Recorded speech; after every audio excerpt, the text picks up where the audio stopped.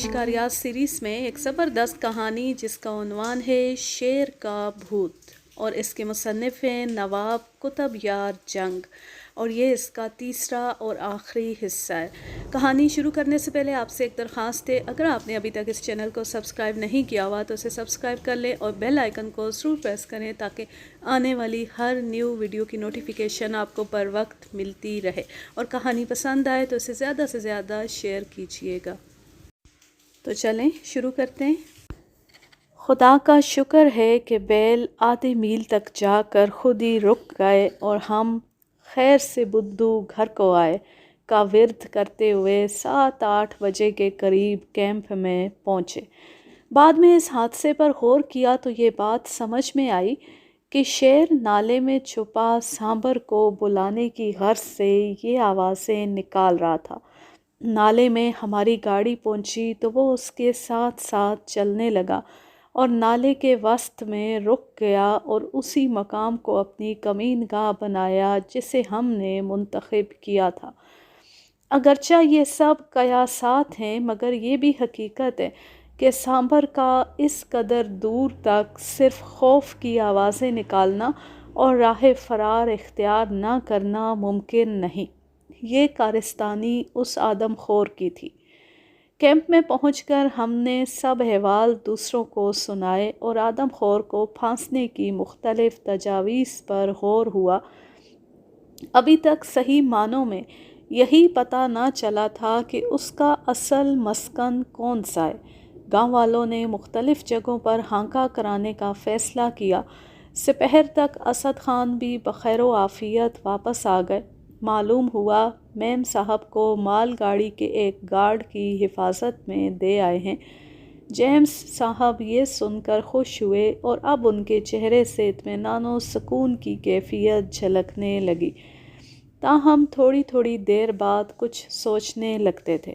غالباً یہ پروگرام اپنے دل میں طے کر رہے ہوں گے کہ اگر آدم خور کو میں ماروں تو کیا کہنے۔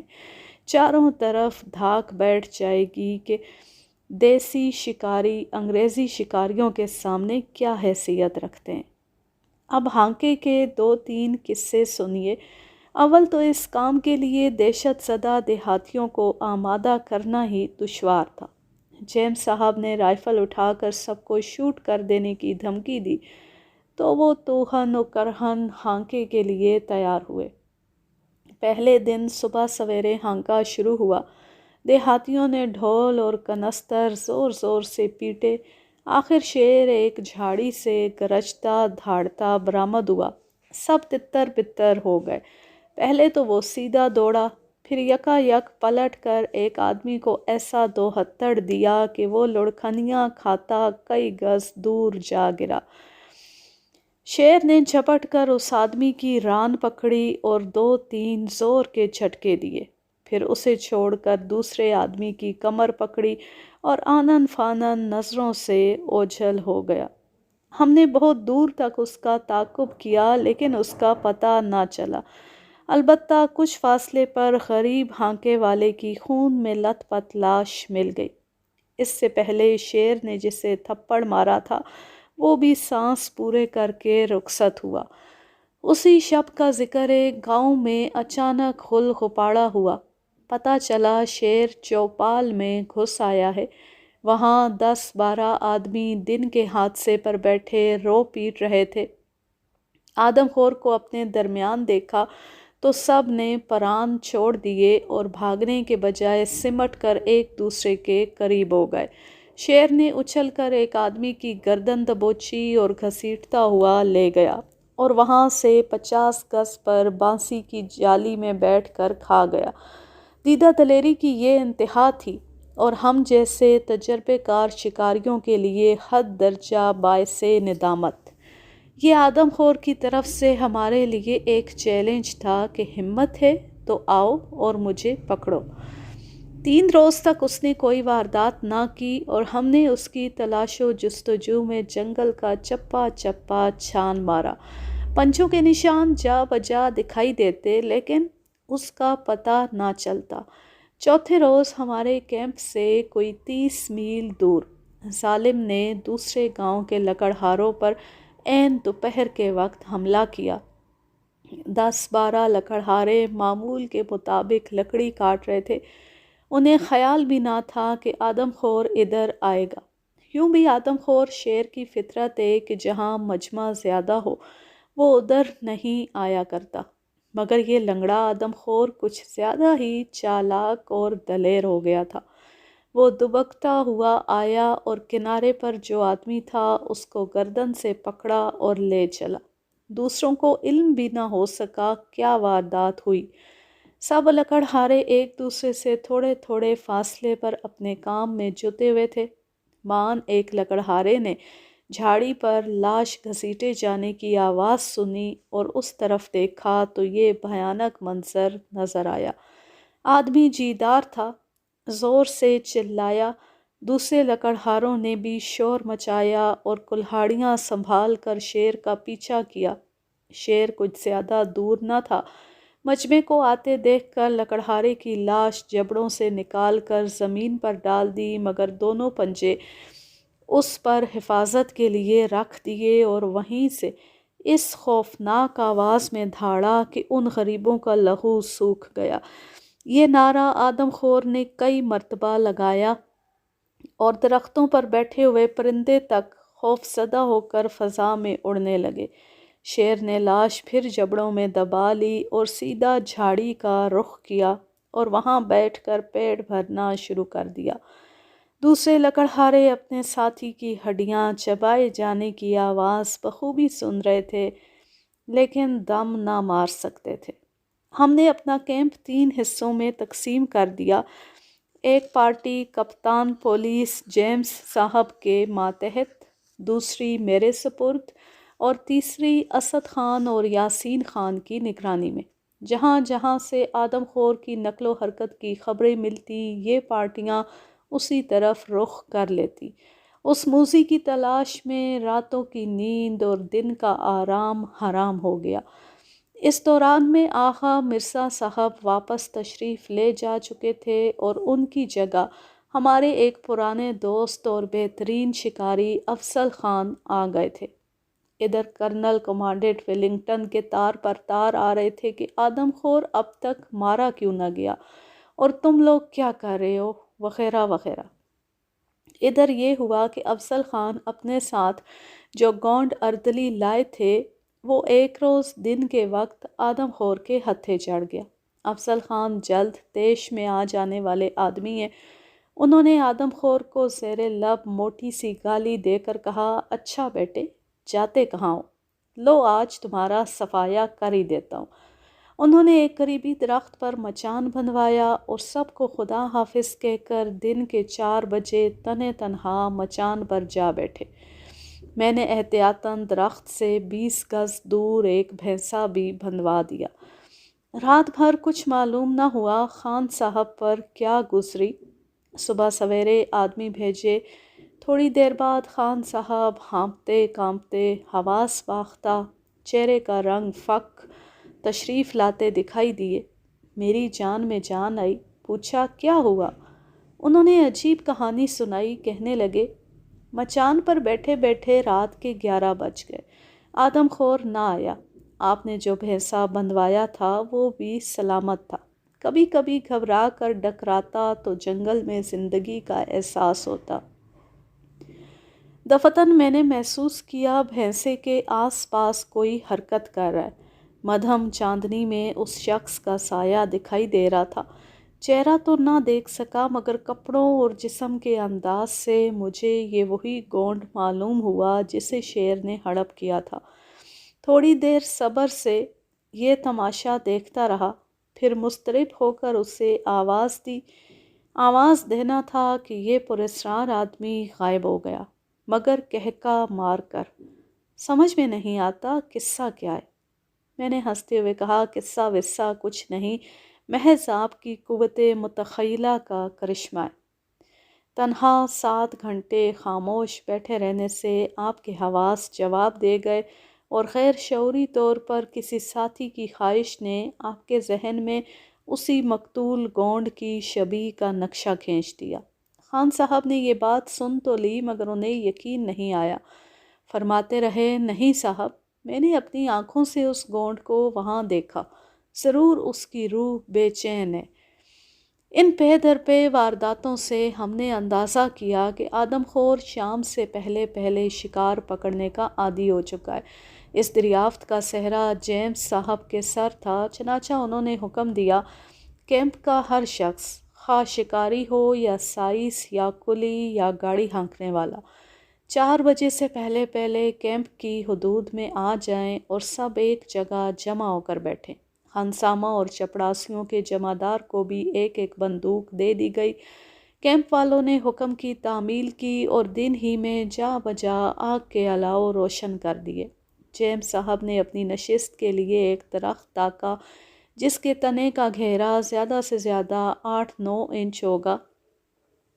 آپ اس درخت سے کمر لگا کر اور ہاتھ میں بھری بندوق لے کر ہر طرح سے چوکس بیٹھے۔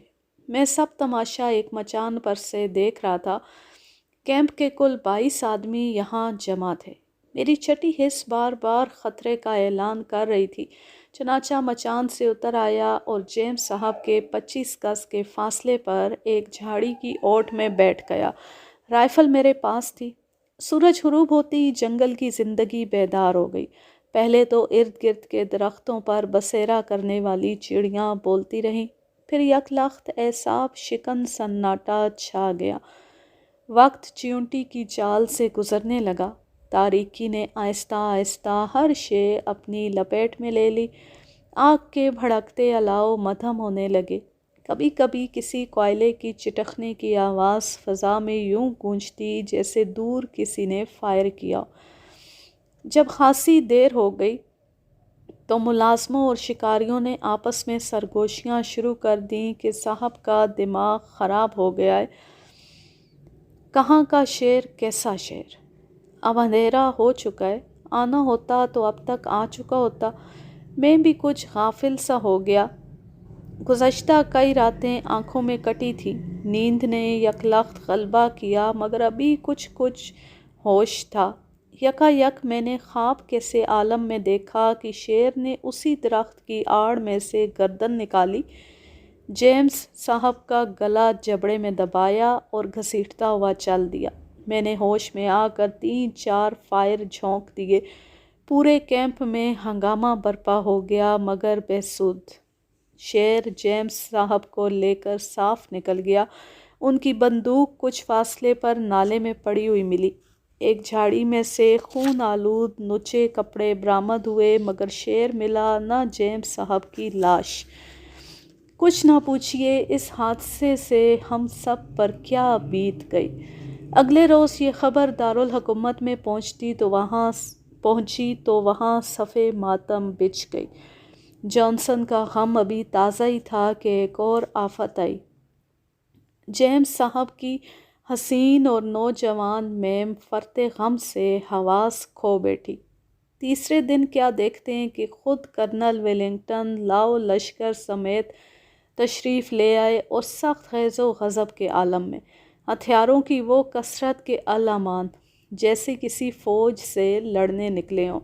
4-5 انگریز شکاری ان کے ہمراہ اور ہر ایک کی تیوریاں چڑھی ہوئی۔ انہوں نے آدم خور کو وقت واحد میں گھیرنے کی غرض سے مختلف مقامات پر الگ الگ کیمپ لگائے۔ منصوبہ یہ تھا کہ ہر شکاری ایک مقررہ دائرے کے مرکز کی طرف بڑھے اور اپنے کیمپ کے آس پاس جہاں جہاں شیر کا نشان پا دکھائی دے وہاں وہاں ہانکا کرائے اور جو شیر بھی ملے اسے ہلاک کر دیا جائے۔ اس طرح ہر شکاری مارچ کرے اور دائرہ تنگ کرتا آئے۔ شیر بیچ میں پھنس کر مرکزی مقام کے جنگل میں مار کھا جائے گا۔ یہ تمام سکیم 3 ہفتے میں اختتام کو پہنچی۔ 9 شیر شکار ہوئے، لیکن آدم خور پھر بھی ہتھے نہ چڑھا۔ کرنل ویلنگٹن 2 بار موت کے منہ میں جانے سے بال بال بچے اور اس قدر خوفزدہ ہوئے کہ بھاگ جانے کا ارادہ کر لیا۔ رسالدار شاہ میر خان صاحب اس وقت کرنل صاحب کے ہمراہیوں میں تھے۔ ان کا بیان ہے کہ کرنل صاحب کو رپورٹ ملی کہ پچھلے کیمپ کے نزدیک آدم خور ایک مسافر کو لے اڑا۔ اور صاحب کے ڈیرے کے قریب اسے کھایا۔ شامیر خان نے بتایا کہ کرنل صاحب نے غصے میں اپنا ہیٹ اتار کر زمین پر دے مارا اور کہا، جنگلی لوگ سچ کہتے ہیں، یہ جادو کا شیر ہے، ہم اسے نہیں مار سکتا۔ وقت پر لگا کر اڑتا رہا، وارداتیں ایکا ایکی کم ہو گئیں۔ ایسا معلوم ہوا آدم خور کسی سبب سے اپنی موت آپ مر گیا یا کسی دور دراز مقام پر منتقل ہو گیا۔ چنانچہ شکاریوں نے رخت سفر باندھا۔ اس بات کو 3 ماہ گزر گئے۔ یکا یک جنگلی پور کی جانب سے باشندوں کی فریاد دارالحکومت تک پہنچی کہ ایک آدم خور نے تباہی مچا رکھی ہے۔ سمجھ گیا یہ وہی پرانا لنگڑا دوست ہے۔ معلوم ہوا جس مقام پر یہ آدم خور رہتا ہے وہ چاروں طرف سے بلند اور سرسبز پہاڑوں سے گھرا ہوا ہے اور وہاں جانے کا صرف ایک ہی راستہ ہے، اور چونکہ ان وارداتوں کے بعد لوگوں نے ادھر سے گزرنا چھوڑ دیا ہے اس لیے وہاں گنجان جھاڑیاں بہت بڑھ گئی ہیں۔ میں نے وقت ضائع کرنا مناسب نہ سمجھا اور اپنے عملے کے ساتھ وہاں پہنچ گیا۔ شیر کے قدموں کے نشانات دیکھتے ہی پتہ چل گیا کہ میرا اندازہ درست ہے۔ پہلے گنجان جھاڑیاں کٹوائیں اور راستہ اس قابل ہو گیا کہ مویشی گزر سکے۔ پھر میں گاؤں والوں سے بولا کہ وہ اپنے مویشی اور بھیڑ بکریاں اسی جگہ چرنے کے لیے چھوڑیں اور جو گائے یا بھینس شام کو واپس نہ آئے اس کی قیمت مجھ سے وصول کر لیں۔ گاؤں والے بھی اس لنگڑے کے ہاتھوں بہت پریشان تھے، فوراً راضی ہو گئے۔ دوسرے دن 50-60 جانور اس درے میں ہانک دیے گئے۔ دن بھر وہ چرتے رہے۔ شام کے وقت ایک تنگ حصے میں جانور گنے گئے، ایک کم تھا۔ میں نے اس کی معقول قیمت ادا کر دی۔ اتنا معلوم ہو گیا شیر اسی محصور درے میں ہے، لیکن اس کے ٹھکانے کا تعین ضروری تھا۔ دوسرے دن چند آدمیوں کے ہمراہ اس مقام پر گیا جہاں شیر نے بھینس کو ہلاک کیا تھا۔ وہاں مچان بنانے اور بھینسا باندھنے کی جگہ تجویز کی۔ کیمپ کو واپس آیا تو ایک تقریباً 100 برس کا بڈھا جس کی بھویں تک سفید تھیں میرے پاس آیا۔ کسی نے بتایا وہ اس گاؤں کا پرانا شکاری ہے اور اس نے اپنے زمانے میں اکثر یورپین شکاریوں کو شکار کھلایا ہے۔ مختلف شکار اور شکاریوں کے قصے اس نے سنائے۔ آخر میں مجھ سے پوچھا، سنا ہے آپ لنگڑے شیر کو شکار کرنے آئے ہیں؟ میں نے اس بات میں سر ہلایا۔ کہنے لگا، دیکھیے آپ مالدار ہیں، ہم غریب، آپ راجا ہیں، ہم رعیت، لیکن اگر التجا کروں تو آپ مانیں گے؟ میں نے کہا، ہاں مانوں گا۔ اس نے بڑی متانت سے اور اس طرح جیسے کوئی بڑی راز کی بات کہتا ہو مجھ سے کہا، دیکھو 100 مت جانا۔ پھر کہا، دیکھو 100 مت جانا۔ مجھے بڑی حیرت ہوئی، یہ کیا کہہ رہا ہے، اور اس قدر تجربے کار ہونے کے بعد شکار کے یہ معمولی قاعدے بتا رہا ہے۔ خیر میں خاموش رہا۔ بھینسا درخت سے بندھوا کر میں دن کے 5 بجے مچان پر گیا۔ پانی اور قندیل وغیرہ پاس رکھ کر 2 ملازم دور ایک درخت پر بٹھائے اور خود بالکل تیار بھینسے کی طرف ٹکی لگائے خاموش بیٹھ گیا۔ بعض تجربے کار شیر مچان کی سیڑھی بخوبی پہچانتے اور اس سے ڈرتے ہیں، چنانچہ میں نے بڑی سیڑھی درخت کے نیچے لٹا دینے کی ہدایت کر دی۔ رات کو 10 بجے تک بیٹھے بیٹھے میں تھک گیا تو میں نے آہستہ سے پاؤں پھیلا دیے اور ان پر کمبل ڈال دیا۔ ایک تو کمبل کی گرمی، دوسرے آرام سے بیٹھتی ہی مجھے نیند آ گئی اور میں غافل ہو گیا۔ 12 بجنے کے 2-4 منٹ بعد مجھے یکا یک ایک شخص نے پیر پکڑ کر بیدار کیا اور انگلی سے اشارہ کر کے بتایا، مارو، وہ شیر بیٹھا ہے۔ اس سے بیشتر کہ میں کچھ سوچوں سمجھوں، میں نے رائفل اٹھائی، نشانہ لیا اور فائر کر دیا۔ فائر کی آواز سے جنگل گونج اٹھا۔ شیر بری طرح دھاڑا اور دیر تک ہرراتا رہا، پھر آہستہ آہستہ خاموش ہو گیا۔ اب وہ مجھے صاف نظر آ رہا تھا۔ میں نے دوسرا فائر کیا۔ یہ گولی اسے لگی مگر اس نے کوئی جنبش نہ کی۔ مجھے یقین ہو چکا تھا کہ وہ مر گیا ہے۔ اس کے بعد دفتن خیال آیا، مجھے جگایا کس نے؟ یہ خیال آتے ہی ایسی ناگوار تیز بدبو آئی جیسے کسی کا زخم سڑ گیا ہو۔ میں بڑی حیرت کے ساتھ سوچنے لگا یہ قصہ کیا ہے؟ ان دونوں سوالوں کا کوئی جواب سمجھ میں نہ آیا۔ میں نے قندیل روشن کی اور ملازموں کو سیٹی بجا کر بلایا مگر کسی نے جواب نہ دیا۔ آخر میں بڑی مشکل سے نیچے کودا، پھر سیڑھی لگا کر مچان پر چڑھا، قندیل اور رائفل لے کر نیچے آیا۔ قندیل کی روشنی میں ارد گرد کی زمین خوب دیکھی بھالی۔ وہاں میرے اور میرے نوکروں کے جوتوں کے نشانوں کے سوا کوئی اور نشان نظر نہ آیا۔ زخم کی بدبو اب پھر آنے لگی۔ آدم خور کے مرنے کا مجھے یقین تھا۔ قریب جا کر دیکھا تو اس کے جسم پر کہیں زخم کا نشان نہ تھا۔ میری ایک گولی اس کی گردن پر اور دوسری پیشانی پر لگی تھی۔ شیر کے لنگڑا ہونے کی اصل وجہ ایک پرانی گولی تھی جو اگلے پیر کے جوڑ پر لگی تھی اور اب تک وہیں چمڑے کے نیچے موجود تھی۔ اسے میں نے خاص طور پر ہاتھ سے دبا کر بلکہ سونگھ کر دیکھا۔ بدبو بالکل نہ تھی۔ اس کے بعد قندیل اور رائفل لے کر کیمپ روانہ ہو گیا۔ راستے میں بھی یہی خیال رہا، مجھے جگایا کس نے اور بدبو کہاں سے آئی؟ کیمپ میں پہنچ کر بستر پر لیٹا تو اسی سوچ میں نیند نہ آئی۔ کروٹیں بدلتا رہا، بہت دیر بعد آنکھ لگی۔ صبح 9 بجے تک سوتا رہا۔ اٹھنے کے بعد غسل کیا، کپڑے بدلے، باہر آ کر بیل گاڑی لانے کا حکم دیا۔ گاؤں بھر میں شیر کے مارے جانے کا غل مچ گیا۔ بے شمار عورتیں، جوان، بوڑھے، بچے کیمپ میں جمع ہو گئے۔ میں بھی اپنے خیمے سے باہر آ کر ٹہلنے لگا۔ گاؤں کے 2-1 بڑے بوڑھے میرے پاس آ گئے اور آدم خور کے مارے جانے پر مبارکباد دی۔ وہ عمر رسیدہ بوڑھا شکاری بھی لکڑی ٹیکتا آ پہنچا اور بجائے مبارکباد دینے کے پوچھا، سوئے تو نہیں تھے؟ میں نے جواب دیا، سو گیا تھا۔ پھر بڈھے نے مینی خیز انداز میں کہا، آپ نے دیکھا؟ میں نے جواب دیا، ہاں خوب دیکھا۔ اس پر وہ بولا، اور دیکھو گے؟ میں اب کچھ رات والا واقعہ سمجھ رہا تھا، فوراً کہہ دیا، ہاں دیکھوں گا۔ بڈھے نے اشارہ کیا، ادھر آؤ۔ وہ آگے آگے چل پڑا اور میں اس کے پیچھے پیچھے ہو لیا۔ تقریباً نصف میل جانے کے بعد اس نے کسی قدر چھدری جھاڑی میں داخل ہو کر مجھے پتھر کی ایک سل دکھائی جو مٹی میں کچھ دبی ہوئی تھی، کچھ باہر اٹھی ہوئی تھی۔ سل پر مٹی کی باریک تہ بھی چڑھی ہوئی تھی۔ بڈھے نے سل کھڑی کی، اس پر سے مٹی صاف کی۔ کیا دیکھتا ہوں؟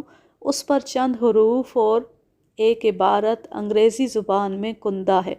سل رومال سے خوب صاف کی تو اس پر لکھا تھا، میرے بڑے بھائی کیپٹن ولیم رابرٹ کی یاد میں، جو سن 1901 میں یہاں شکار کھیلنے آیا اور ایک آدم خور شیر نے اسے شدید زخمی کر دیا۔ میرے بھائی نے یہاں زخم سڑ جانے کے باعث وفات پائی۔ سوگوار میلکم رابرٹ، 12 جنوری سن 1902۔ اس کہانی کا ماخذ ہے یہ جنگل یہ درندے، جم کاربیٹ، نواب قطب یار جنگ و دیگر۔ تلخیص: مقبول جہانگیر، لاہور، سن اشاعت ندارت۔ اصل کتاب جس سے یہ مضمون کشید کیا گیا، شکار، نواب قطب یار جنگ، رحیم پریس، حیدرآباد، دکن، سن 1932۔ یوں یہ زبردست کہانی اپنے اختتام کو پہنچی۔ اب میں لیتی ہوں آپ سے اجازت۔ جہاں رہیں خوش رہیں، شاد و آباد رہیں، ہنستے مسکراتے رہیں، اور اگر یہ کہانی یا میرا انداز پسند آئے تو اس ویڈیو کو لائک کیجئے، زیادہ سے زیادہ شیئر کیجئے۔ اللہ حافظ، اللہ نگہبان۔